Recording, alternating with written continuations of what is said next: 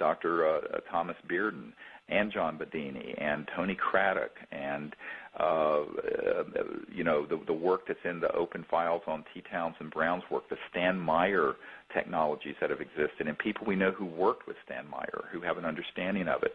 But people, it's unlikely this is going to happen out of people's basements working by themselves alone. We have not seen anyone's been able to do that, and the few that have end up getting intimidated, and they're kind of lone wolves that are easily taken down by this Murder Incorporated beast that's out there.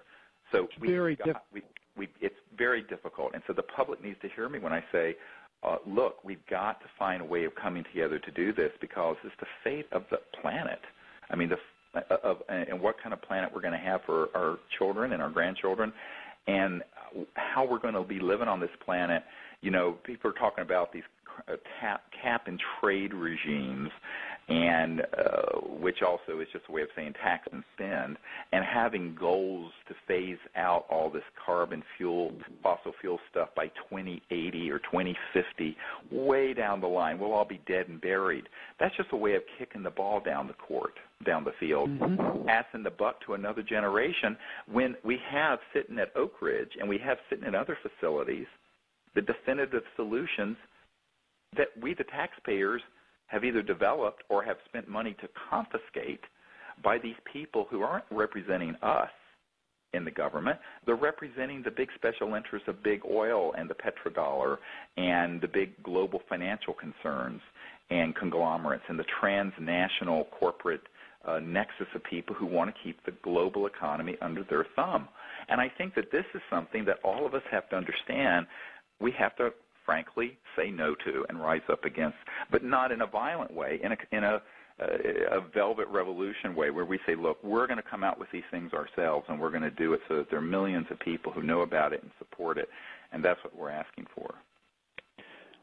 I want to add a comment to that. Steve has talked about some of the suppression of the individual inventors, and one of the main problems, and we have talked to literally dozens of inventors over the years who have developed something, and somebody's come along and said, we don't think you should be doing this, or they've been very discouraged, either by many ways, being discouraged. And to point out the fact this is not, again, an urban myth, but this actually happens, a gentleman by the name of Gary Vesperman compiled over 100 examples of this with names, places, dates, etc. And he wrote a small book on that, and you'll find it listed on the Orion Project website by Gary Vesperman's Suppressed Energy Technologies. Vesperman with a V. Yeah, that is correct. And you'll find it very, very interesting. And you read that, and it actually is kind of depressing, because you realize that many of these people did have solutions to what we're talking about. And of course, and we know that Tesla did as well, and he was also suppressed. And then, a lot of people think this is an urban myth, except we have the documents to prove it, and that is when Nikola Tesla, who invented AC electricity and what have you, passed away, the FBI swooped in and confiscated all of his secret papers and information on these things. And the reason we know this is that I have a Department of Defense letter demanding that the FBI turn that information over to the Department of Defense, but the FBI wouldn't do it because the left hand doesn't like to work with the right hand in these secret projects.